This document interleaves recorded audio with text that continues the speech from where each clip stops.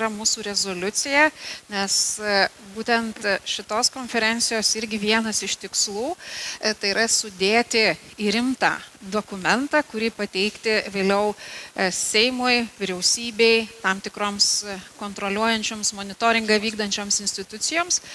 Ir joje būtent yra aukštomis vertybinėmis nuostatomis besiremiant, reiškia įvertinant visas aplinkybės, siekiama, kad pluoštinių kanapių sektorius taptų strateginis sektorius, žemės ūkio žiedinės bioekonomikos plėtros elementų.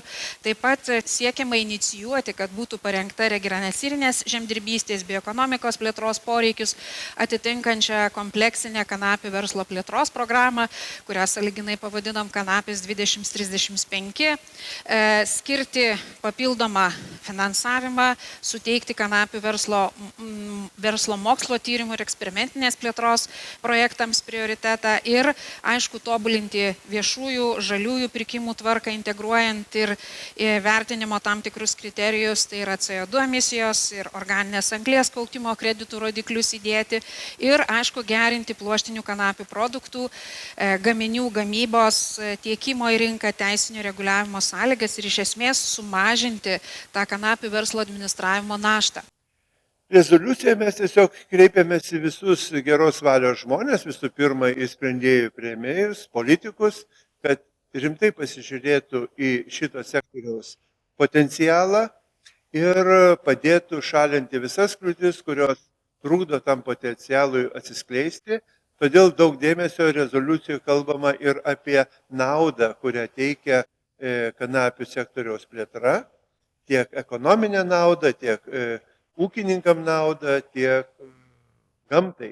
Ir šitoje vietoje tikimės, kad, kalbant labai sveiko proto lygmenį, vis dėlto bus atkreiptas dėmesys, kad reikia kitaip žiūrėti į kanapių sektoriaus vystymą. Tai vienas dalykas. O kita, kadangi buvo daug ir mokslininkų konferencijoje, tai formuojant politiką, kuri yra vis dėlto galimybių menas, reikėtų daugiau dėmesio kreipti į mokslininkų nustatytus faktus ir į kitų šalių gerąją patirtį. Tiesiog, išvengti kai kurių mitų apie pramoninės kanapės, sakykime, vystymą, tiesiog reiktų žymiai drąsiau imti šito verslo, jį remti, kad galima būtų pasiekti tos rezultatus, apie kuriuos mes šnekame konferencijos metu, kad ta kanapė taptų sisteminė sėjomainos priemonė gerinanti dirvožemį, kad būtų sprendžiami tuo pačiu ir gamtos, ir finansiniai klausimai ūkininkų, nes tai yra pelninga kultūra. Ir mes išeinam į pasaulio rinką su labai paklausia produkcija. Ta reiktų išgirsti visiems, kurie gali kažkiek tai prisidėti ir norėtųsi, kad ta rezoliucija įgytų tokius konkrečius sprendimų formas. Ką reikia daryti, kad vis dėlto mes pasiektumėm tą viziją, jog tai yra vienas iš tokių svarbesnių mūsų ateities vystymosi faktorių.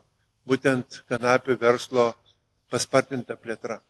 Iškėlėme, tikiu, kad ir pasieksime pagrindinį konferencijos tikslą, tai yra inicijuoti nacionalinę pluoštinių kanapių sektoriaus plėtros programą Kanapės 2035. Kyla klausimas, tai kas yra ta programa, kas negirdėję, nematę ir nesusipažinę. Visų pirma, tai yra ilgalaikė iniciatyva, siekianti per 10 metį sukurti stiprią, konkurencingą, žiedinės ekonomikos principais paremtą pramoninių kanapių ekosistemą Lietuvoje. Ir tai nėra sugalvota programa, remiamės tarptautiniais pavyzdžiais ir orientuojamės į bioekonomikos, tvarios žemdirbystės, inovacijų skatinimą ir, žinoma, regionų plėtrą. Vieni iš svarbiausių priimtos rezoliucijos momentai, kurie labai padės verslui ir augintojams, tai yra, kad pluoštinių kanapių auginimas yra pripažinta strateginė ūkio šaka, taip pat patvirtinta ilgalaikiai kanapė 2035 strateginiai programa Augintojams labai aktualus momentas, kad siekiama skirti papildomą susietą paramą auginantis pluoštinės kanapes, taip pat įsipareigota sumažinti biurokratinę naštą, perteklinius reikalavimus auginant pluoštinės kanapes. Aš manau, kad reikia visai nedaug. Tai yra tam tikro postumio, tikriausiai net nedidelių korekcijų teisiniam reglamentavime, teisinės naštos sumažinimo ir pastumėjimo, paskatinimo augintojus, gamintojus, integruoti tam tikrus procesus, pavyzdžiui, statybų sektoriumi. Jeigu iš esmės pasikeičia tam tikra informacija, teisinis reguliavimas, verslų paskatinimas, mes galim radikaliai kanapės panaudojimą integruoti būtent į, pavyzdžiui, statybų sektorių.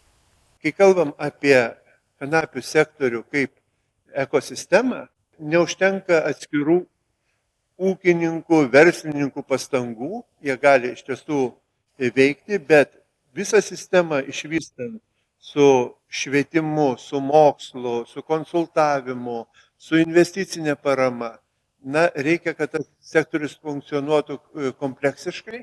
Tai vat į tas sritis, kur, sakykime, verslui nelabai apsimoka investuoti, o neinvestavus stringa viso sektoriaus funkcionavimas. Tiesiog būtini yra politiniai sprendimai ir tokios kompleksinės programos įgyvendinimas, kaip kanapės 35 būtų išeitis, arba kanapių sektoriaus plėtra, sakykime, jos įtraukimas į naujos vyriausybės programą irgi gali būti sprendimas.